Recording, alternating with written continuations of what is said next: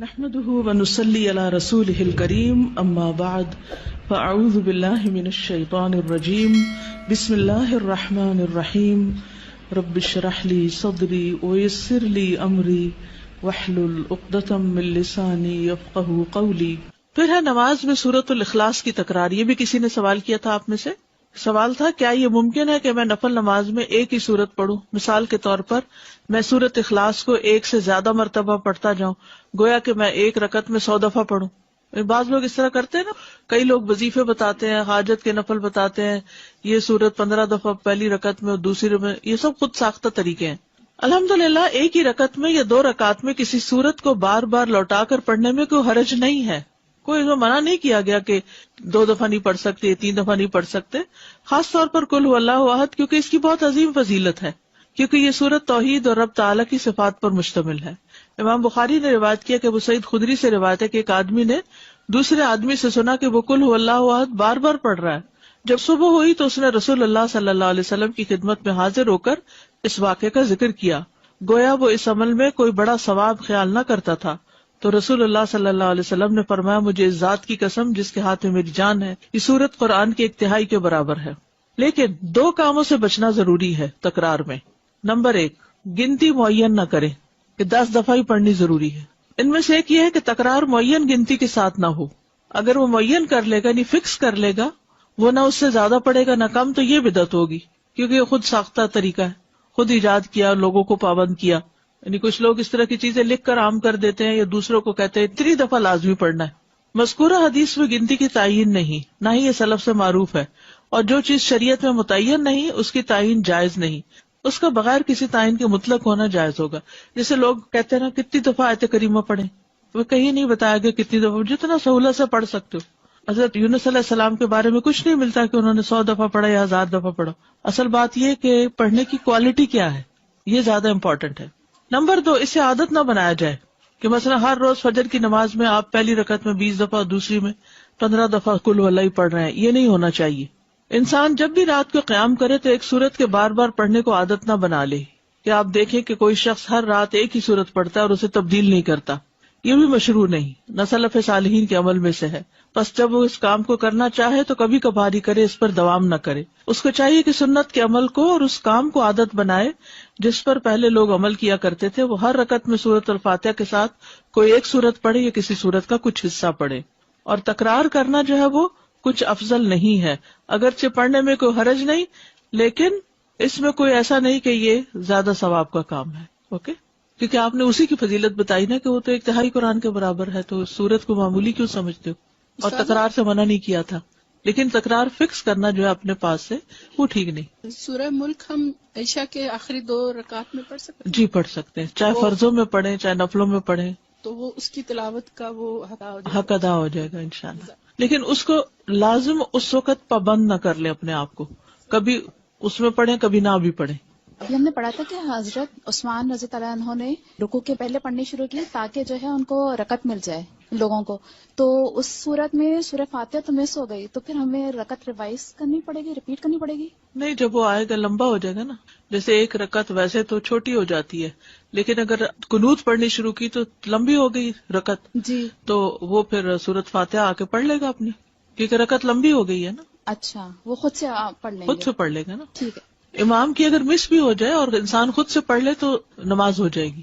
ساتھ میرا یہ سوال کہ جیسے 30ویں سپارے کی جب صورتیں بڑی یاد کرنے لگتے ہیں تو پھر اسپیشلی جیسے سورہ اخلاص جیسی صورت ہے تو وہ ہم لوگ کم پڑھنے کی وہ کرتے ہیں، تو میرا یہ تھا کہ جب میں نے بخاری کے اندر اس کی فضیلت پڑھی سورہ اخلاص کی، تو اس کے بعد میں نے اپنی ہر نماز کے اندر اس کو شامل کر لیا، کسی بھی ایک رکعت میں میں پڑھتی تھی یا پھر آخری رکعت میں اس کو رکھ لیا، تو یہ صحیح ہے ایسا کرنا یا نہیں؟ جی دیکھیے، مسنون ہے، فجر کی 2 سنتوں کی دوسری رکعت میں اس کا پڑھنا مسنون ہے، مغرب کی 2 سنتوں میں دوسری رکعت میں پڑھنا مسنون ہے، اسی طرح ظہر کی سنتوں میں بھی آپ 2 سنتوں کے آخری رکعت میں اس کو پڑھ لیں۔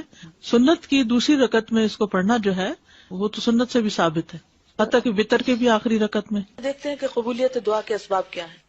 فصل پنجم، بعض لوگوں کی دعا بسا اوقات بہت جلد قبول ہو جاتی کیونکہ وہ سخت ضرورت مند ہوتے ہیں۔ ضرورت ان کے اندر اضطرابی کیفیت پیدا کر دیتی ہے، ہلچل مچا دیتی ہے۔ اگر آپ کے اندر ہلچل ہے تو آپ دوسروں کے اندر بھی مچا دیں گے۔ جو وہ دعا مانگنے والا تھا نا، اس کے اندر ہلچل تھی اور اس نے اتنی شدت سے دعا مانگی کہ آسمانوں میں کھلبلی مچ گئی اور وہاں سے فرشتہ آ گیا. اور کامل اضطراب کے ساتھ وہ اللہ تعالیٰ کی جناب میں متوجہ ہو جاتے ہیں. یا یہ کہ دعا کرنے سے پیشتر دعا کرنے والے سے کوئی بڑی نیکی وجود میں آ چکی ہوتی ہے. یہ جو پہلی بات ہے نا اضطراب کی، تو اس کے بارے میں قرآن پاک میں بھی آتا ہے نا، اَمَّن يُجِيبُ الْمُضْطَرَّ اِذَا دَعَاهُ وَيَكْشِفُ السُّوءَ. تو جو مضطر ہوتا ہے نا، بے قرار ہوتا ہے، بے چین ہوتا ہے، اور اس بے قراری میں اپنے رب کو پکارتا ہے، لوگوں کو نہیں، اپنے رب کو پکارتا ہے اور تڑپ تڑپ کے پکارتا ہے، رو رو کے پکارتا ہے، تو رب سنتا ہے. اور اگر یقین نہیں تو اللہ تعالیٰ پوچھتے ہیں اَمَّن يُجِيبُ الْمُضْطَرَّ، یا کون ہے پھر وہ جو مضطر کی دعا سنے، بے قرار کی دعا سنے، بے قرار کو جواب دے. کوئی انسان ایسا نہیں کر سکتا، کوئی اور مخلوق نہیں کر سکتی. وَيَكْشِفُ السُّوءَ، اور دور کر دے تکلیف کو. تو یہاں پر نمبر 1 لکھ کے نا اضطراب لکھ لیں، تاکہ آپ کو یاد رہے کہ دعا کی قبولیت کے لیے مجھے اپنے اندر اضطراب پیدا کرنا ہے. علامہ اقبال نے بھی اس کی دعا مانگی تھی نا آپ کے لیے. کیا؟ خدا تجھے کسی طوفان سے آشنا کر دے کہ تیرے بحر کی موجوں میں اضطراب نہیں. اب اتنے سکون میں ٹھنڈے ہیں. میں سوچ رہی تھی جن دنوں میں آئی تھی، تو میں سوچ رہی تھی ان دن کو حالات بڑے پریشان کن تھے، سب کے چہروں پہ پریشانیاں نظر آتی تھیں، اور ہر کوئی اس بات کی تلاش میں تھا کہ کوئی چیز ہو کہ ہم کریں، کچھ پڑھیں کہ ہماری پریشانی دور ہو. اور پھر مجھے لگتا ہے کہ لوگوں نے بڑے دل سے دعائیں کی، تو اللہ تعالیٰ نے رحمت کی، اور آج کل ذرا سکون ہے. تو میں سوچ رہی تھی آج صبح ہی کہ اللہ تعالیٰ عافیت میں رکھے، امن اور سکون میں ہی سب کو رکھے، لیکن یہ عافیت ہم کو اللہ سے دور نہ کر دے کہ ہم اپنی پرانی روٹین میں اس طرح آ جائیں کہ بس پھر اسی ڈگر پہ چل پڑے، اور جو چند باتوں کی اصلاح کی ہے وہ پھر غارت کر دے، مٹی میں ملا دے. ایسا نہیں کرنا. تو جب کبھی بھی کوئی اضطراب آتا ہے نا، کوئی ہلچل ہوتی ہے، تو اس کو اپنے لیے برا نہ سمجھا کرے. مانگے مت کہ اللہ کو مصیبت ڈال، ایسا نہیں کہہ سکتے، اور نہ کبھی کہنا چاہیے. اللہ تعالیٰ کو عافیت کی دعا بہت پسند ہے، لیکن کسی بھی چیز پر دل پریشان ہو، بے قراری ہو، تو فوراً اللہ کی طرف رجوع کرے. آپ پازیٹو سوچیں، آپ سوچیں بس وقت آ گیا کہ میں اللہ کی طرف اور شدت سے رجوع کروں، جو میں نے عام دنوں میں کوئی نہیں کرنا تھا. اور عام دنوں میں جب ہم نہیں کرتے تو پھر آخرت میں وہ جو اجر جمع ہو رہا ہے وہ کیسے جمع ہوگا؟ تو یہ بھی اللہ تعالیٰ کی رحمت کا ایک طریقہ ہوتا ہے. اسی لیے بعض لوگ تکلیف کے آنے پر بھی الحمدللہ کہتے ہیں، اور نبی صلی اللہ علیہ وسلم تو الحمدللہ علی کل حال، کہ اللہ تو نے اپنے قریب ہونے کا ایک موقع دے دیا. اس پر بھی تیرا شکر ہے. وہ شکایتی نہیں ہوتے، وہ کمپلینٹس نہیں کرتے، وہ ناراض نہیں ہوتے اللہ سے. حدیث میں آتا ہے کہ جب اللہ کسی قوم سے محبت کرتا ہے تو ان کو آزمائش میں ڈال دیتا ہے، پھر وہ آزمائش اس بندے کو مضطرب رکھتی ہے، اور پھر اس اضطراب میں بندہ تڑپ تڑپ کے پکارتا ہے اللہ کو. اور شیطان کیا کہتا ہے؟ اللہ تو تم سے ناراض ہے، تمہاری تو یہ دعا بھی نہیں سنی جائے گی. اور بعض اوقات ہم کس طرح شیطان کی سن بھی لیتے ہیں، ہاں واقعی اتنی دفعہ تو مانگ چکی ہوں، کہاں سنی جائے گی. تو ایک وجہ تو یہ ہوتی ہے دعا کی قبولیت کی کہ مانگنے والے کے اندر، کیونکہ پیچھے ہم نے پڑھا تھا نا رکاوٹ کہاں سے آتی ہے، یا مانگنے والے کی طرف سے یا جس کے لیے مانگی جا رہی ہے. تو پہلی چیز ہوتی ہے قبولیت کی وجہ میں سے اضطراب، یا یہ کہ دعا کرنے سے پیشتر دعا کرنے والے سے کوئی بڑی نیکی وجود میں آ چکی ہوتی. بعض اوقات انسان کوئی نیکی کرتا ہے اور اس کو خیال بھی نہیں ہوتا کہ اس نے نیکی کی. مثلا کوئی شخص انتہائی غمگین تھا، دکھی تھا، آپ اس کو دیکھ کے اسمائل کیے، اس شخص کا غم تھوڑی دیر بھول گیا، آپ نے سلام کیا، جا کے حال پوچھا. اب دیکھنے میں تو کیا ہے یہ، آپ نے تو بس ایسے ہی ایک روایتی سا کام کر لیا اور کیا اللہ کے لیے. حقیقت میں کیا تھا؟ اسمائل بھی چیریٹی تھی، صدقہ تھا.